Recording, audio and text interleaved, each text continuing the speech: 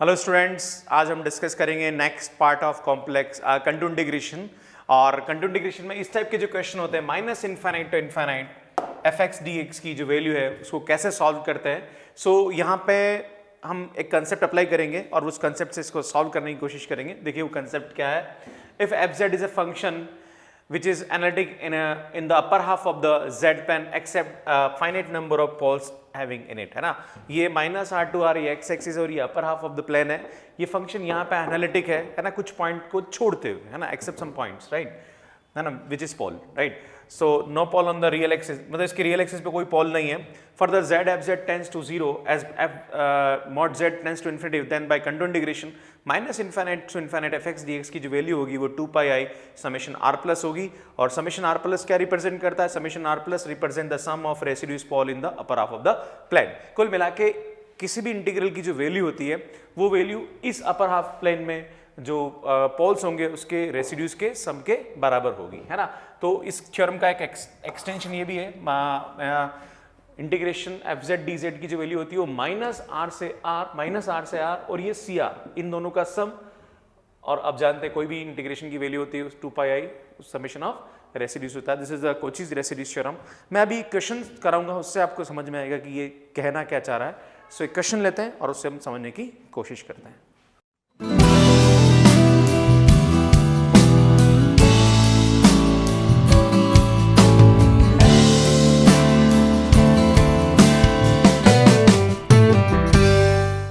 हम यहाँ पे एक क्वेश्चन लेंगे और एक क्वेश्चन है minus infinity infinity 1 upon x square plus A square into x square plus B square d x where a and b is greater than 0। तो कैसे इसको सॉल्व करेंगे? तो थ्योरम हमारे सामने दे रखी है, उस थ्योरम को मैं यहाँ पे लिखने की कोशिश करता हूँ।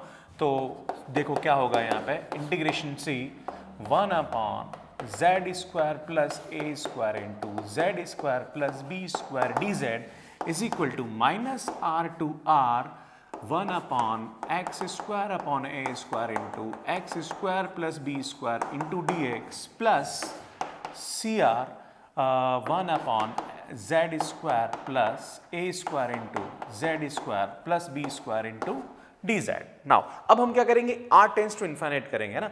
मैं आर टेंस टू इन्फाइनाइट इस पे करता हूँ, आर टेंस टू इन्फाइनाइट इस पे करता हूँ, राइट। सो जैसे मैं आर टेंस टू इन्फाइनाइट करूंगा, लिमिट आर, मैं इसको इक्वेशन नंबर 1 डाल देता हूँ, limit R tends to infinitive, है ना, minus R to R 1 upon x square plus A square into x square plus B square d x. जैसे मैं इसको करूँगा तो यह आएगा minus infinity to infinity 1 upon x square plus A square into x square plus B square into d X. और limit R tends to infinite इस पे करता हूँ, किस पे? सी आर पे। तो 1 अपॉन जेड स्क्वायर प्लस ए square into Z square plus D square D Z. आप देखिए ये जो सी आर है ये सर्कल है। अगर मैं जैसे इसको इन्फाइनाइट कर दूंगा तो ये सर्कल पूरा क्या हो जाएगा? 0 हो जाएगा इसमें, और इसके जो पोल्स होंगे वो पोल्स आउटसाइड चले जाएंगे, तो इसलिए इसका इंटीग्रेशन क्या हो जाएगा? 0 हो जाएगा। ध्यान दीजिए ये 0 हो जाएगा और इसकी जो वैल्यू होगी वो इसके बराबर होगी। तो ये उठा के मैं यहाँ रखूंगा, तो मैं इसको रखता हूँ। तो c 1 upon Z square plus A square into Z square plus B square dz is equal to minus infinity to infinity 1 upon x square plus a square into x square plus b square into dx। मतलब ये हुआ कि इसकी value इसके बराबर होगी।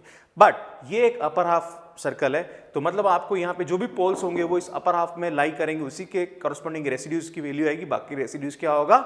0 होगा, right. तो हम इसकी वैल्यू निकालेंगे। मतलब आपके सामने मैं अगर बात करूं तो यहाँ आएगा z square plus A square into Z square plus B square is equal to 0। तो z is equal to plus A iota minus A iota plus b iota minus b iota. तो ये जो minus A iota and minus b iota तो outside lie करेगा, because ये upper half है। Upper half मतलब positive iota और lower half मतलब नेगेटिव आयोटा। तो नेगेटिव आयोटा क्या करेगा? आउटसाइड लाई करेगा, तो इसके कॉरस्पॉन्डिंग रेसिड्यूज क्या हो जाएंगे? 0 हो जाएंगे, और इसके कॉरस्पॉन्डिंग रेसिड्यूज की वैल्यू आएगी। मतलब आपको इसकी और इसकी वैल्यू मिलेगी, बाकी वैल्यूज नहीं मिलेगी। मतलब कहने का ये हुआ कि ये इसके बराबर है, तो मैं इसको लिखता हूँ माइनस इन्फिनिटी टू इन्फिनिटी, है ना। पहले मैं इसकी वैल्यूज निकाल लेता हूँ सबसे बात, फिर इसकी वैल्यू वहाँ रख देंगे हम। तो हम सबसे पहले R1 निकालेंगे। सो R1 क्या आएगा? Limit z tends to A iota z minus A iota into F Z की वैल्यू कितनी होगी? z प्लस ए आयोटा इंटू जेड माइनस ए iota into Z square plus B square. मैंने क्या करा, ये जेड स्क्वायर ए स्क्वायर को मैंने लिख दिया Z plus iota into Z minus, और इसको एज इट इज ये टर्म से ये टर्म कैंसिल हो गई। नाउ यहाँ पे ए आयोटा रख देंगे तो आपकी जो वैल्यू आएगी वो आएगी 1 अपॉन ए आयोटा ये आएगा 2 आयोटा, और यहाँ पे ए आयोटा स्क्वायर रखेंगे तो ए माइनस का ए स्क्वायर हो जाएगा, सो माइनस का ए स्क्वायर प्लस बी स्क्वायर, ये आपकी इसकी वैल्यू होगी R1। नाउ ये जो R2 है ये तो आउटसाइड लाई कर रहा है, सिर्फ इसकी वैल्यू निकाल लेंगे हम, R2 इसको ही ले लेंगे, बाकी ये दोनों तो आउटसाइड लाई करेंगे। सो आएगा limit z tends to b iota, now z minus b iota 1 upon, ये तो एज इट इज रहेगा, नाउ यहाँ रख देंगे हम z plus b iota into Z minus b iota. Now ये टर्म से ये टर्म कैंसिल, और यहाँ वैल्यू रखेंगे तो बी आयोटा कितना हो जाएगा 2b iota, now 1 upon minus का बी स्क्वायर प्लस ए स्क्वायर।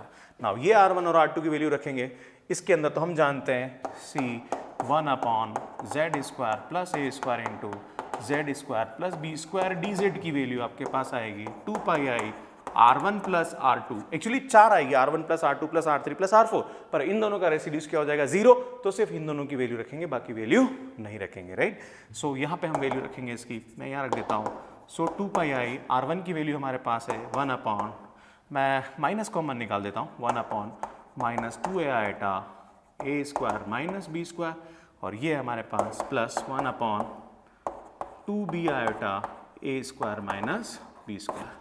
नाउ ये 2 से 2 तो कैंसिल हो गया, आयोटा भी कैंसिल हो गया, और हमारे पास कॉमन आ रहा है वैल्यू, मैं इसको लिख देता हूँ यहाँ पे पाई अपॉन ए square minus B square common आ रहा है, यहाँ बच रहा है आपके पास 1 अपॉन माइनस का 1 अपॉन है प्लस 1 अपॉन बी, और इसको सिंप्लीफाई करेंगे हम, मेरे पास जगह नहीं है तो मैं इसकी वैल्यू यहाँ सॉल्व कर देता हूँ।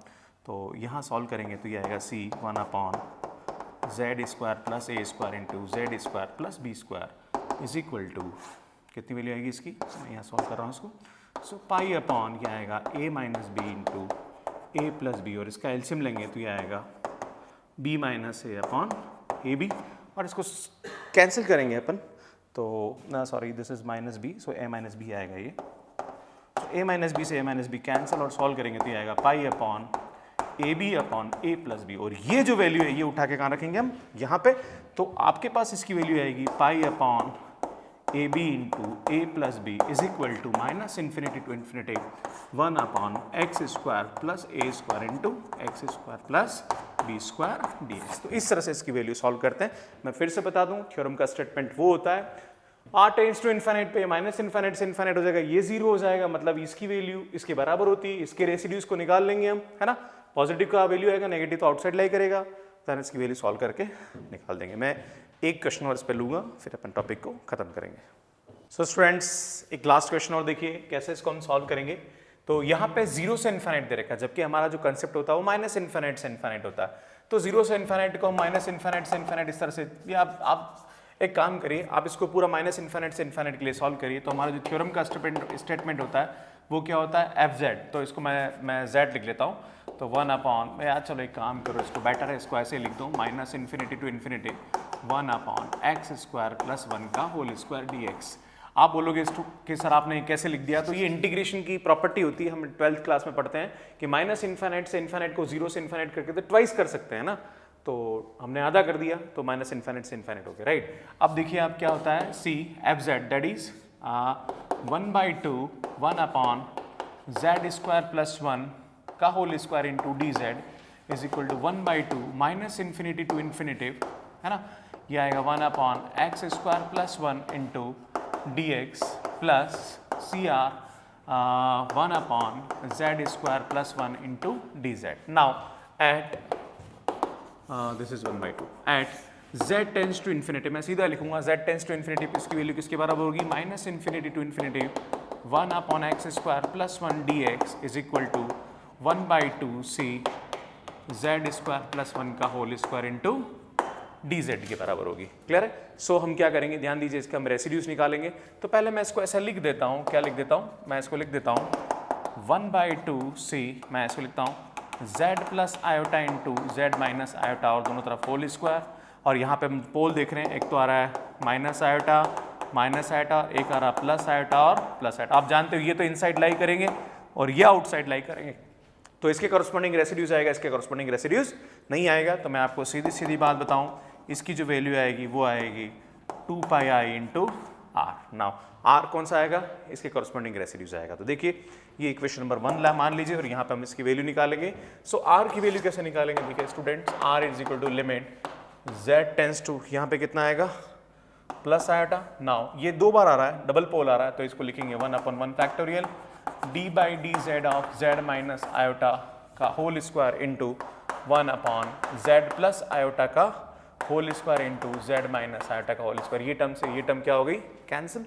नाउ इसको सिंप्लीफाई करेंगे, so r is equal to limit z tends to iota, इसको डिफरेंशिएट करेंगे तो आप जानते हैं इसका डिफरेंशिएशन कितना होता है -2/z प्लस आयोटा का क्यूब, और जहाँ z है वहाँ आयोटा रख दीजिए, तो माइनस आयोटा और ये आएगा 2 आयोटा का क्यूब। नाउ 2 आयोटा का क्यूब क्या आएगा, देखिए आप -2/8 और माइनस आयोटा आ जाएगा, बिकॉज आयोटा क्यूब आएगा। आयोटा क्यूब की जो वैल्यू होती है वो किसके बराबर होती है, माइनस आयोटा के बराबर होती है। नाउ माइनस माइनस कैन, तो दिस इज 1/4 आयोटा आएगा, और ये जो माइनस आयोटा आयोटा ये तो आउटसाइड लाई करेगा, तो इसकी वैल्यू सीधी हम यहाँ रखेंगे बाय इक्वेशन नंबर 1। सो ध्यान दीजिए कितनी वैल्यू आएगी, 1/2 minus infinity to infinity 1/x² plus 1 dx is equal to कितना आएगा आपके पास 1/2, यहाँ पे आएगा आपके पास 2 pi I into 1/4 iota. Now 2 से 2 कैंसिल, आयोटा से iota cancel, that is equal to π/4।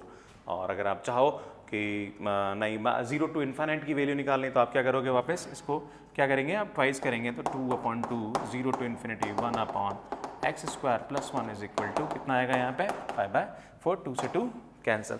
सो इस तरह से इस क्वेश्चन की हम यहाँ पे क्या करेंगे, वैल्यू निकालेंगे।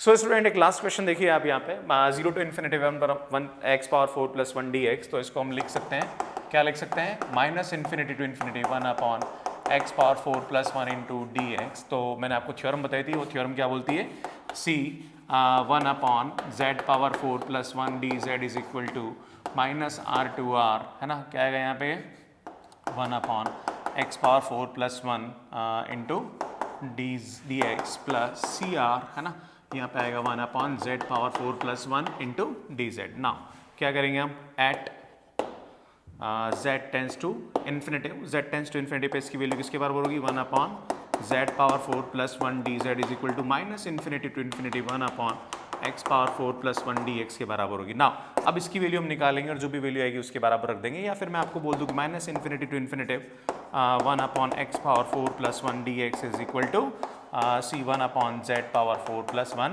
dz। नाउ अब हम क्या करेंगे, इसके पोल्स निकालेंगे, राइट। पोल्स कैसे निकालते हैं, मैं थोड़ा पोल्स निकालेंगे कंसेप्ट यहाँ समझा देता हूँ। z⁴ plus 1 is equal to 0, तो हम इसको लिखेंगे, क्या लिखेंगे, z इज इक्वल टू -1/1/4, है ना, और यहाँ पे इसको हम लिख सकते हैं, क्या लिख सकते हैं, z is equal to cos 2n pi plus iota sine 2n pi, actually -1 है तो 2n प्लस 1 लिखना पड़ेगा, 2n plus 1 pi plus iota sine 2n plus 1 pi power 1/4। ये डिमावेट थ्योरम होती है ना, और माइनस है तो ऑब्वियसली जब cos पाई 3 पाई 5 पाई उसमें नेगेटिव होता है, तो यहाँ पे 2n प्लस 1 लेना पड़ेगा। नाउ इसको हम सॉल्व करेंगे तो z इज इक्वल टू आपके पास आएगा cos 2n plus 1 π/4 plus iota sine 2n plus 1 π/4, ये वैल्यू हो जाएगी आपके पास। नाउ अब इसके हम पोल्स निकालेंगे, तो पोल्स कैसे निकालेंगे, सबसे पहले हम रखेंगे z is equal to n is equal to 1 पे, तो n इज इक्वल टू 1 पे z1 मिलेगा, जहाँ पे n है वहाँ 1 रखिए, चलो पहले 0 ले लो, ज़्यादा अच्छा है, 0 लेंगे तो क्या आएगा यहाँ पे cos π/4 प्लस आयोटा साइन π/4, और इसको हम लिख सकते हैं e की पावर आयोटा π/4 भी लिख सकते हैं, राइट। तो इसकी वैल्यू होगी z1 हमारे पास होगा 1/√2 1 प्लस आयोटा √2, और इसको लिख सकते हैं e iota π/4। Now n is equal to 1 लिखेंगे, है ना, 1 लिखेंगे तो यहाँ पे z2 आएगा, दैट इज cos, ये आएगा आपके पास 3 π/4 प्लस आयोटा साइन 3 π/4, और इसकी जो वैल्यू होती है 3 π/4 दैट इज माइनस का 1/√2 प्लस आयोटा √2, और इसको लिख सकते हैं हम e 3 आयोटा π/4। नाउ हम यहाँ रखेंगे n इज इक्वल टू 2 और n इज इक्वल टू 2 पे जो इसका थर्ड पोल आएगा वो आएगा cos 5 pi by 4 plus iota sine 5 pi by 4, इस पे इसकी वैल्यू आएगी -1 by root 2 minus iota by root 2, that is E की power 5 iota pi by 4। Now z is equal to 4 जब n इज इक्वल टू 3 रखेंगे तो ये आएगा cos 7 pi by 4 plus iota 7 pi by 4 और इसकी वैल्यू आएगी plus iota by root 2 minus iota plus 1 by root 2 iota by root 2 और इसको लिख सकते हैं की power 7 iota pi by 4, right. तो ये 4 पोल निकल गए। आप देख रहे हो ये जो 2 पोल है ये वाले Z3 और Z4 ये दोनों नेगेटिव आयोटा दे रहे हैं, राइट। ये नेगेटिव आयोटा आ रहा है, यहाँ भी नेगेटिव आया, तो ये दोनों नेगेटिव आयोटा क्या करेंगे, आउटसाइड लाई करेंगे। हम जानते हैं ना हमारा जो सर्कल होता है वो किस टाइप का होता है, ये ऐसा होता है, अपर हाफ होता है, -r से इसको बोलते हैं हम CR, है ना, और ये पूरा हमारा क्या होता है, C होता है।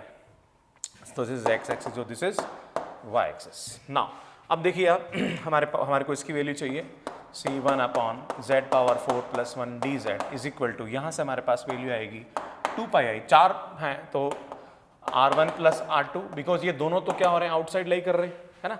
तो हम इसकी वैल्यू निकालेंगे। नाउ R1 की वैल्यू कैसे निकालेंगे, लिमिट z टेंस टू क्या रखेंगे Z1।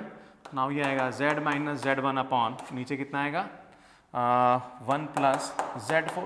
और स्टूडेंट्स मैं आपको बताना चाहता हूं कि जैसे ही हम z की जगह Z1 रखेंगे तो ये 0 हो जाएगा, और यहाँ भी Z1 रखूंगा तो ये भी 0 होगा, क्योंकि Z1 इसका भी पोल है। तो ये 0/0 हो रहा है, और यहाँ पे 0/0 जब होता है तब हम DL हॉस्पिटल लगाते हैं। सो DL हॉस्पिटल क्या बोलता है, ध्यान दीजिए, limit z tends to Z1, तो ये ऊपर 1 आएगा और नीचे क्या आ जाएगा 4z³ हो जाएगा, राइट।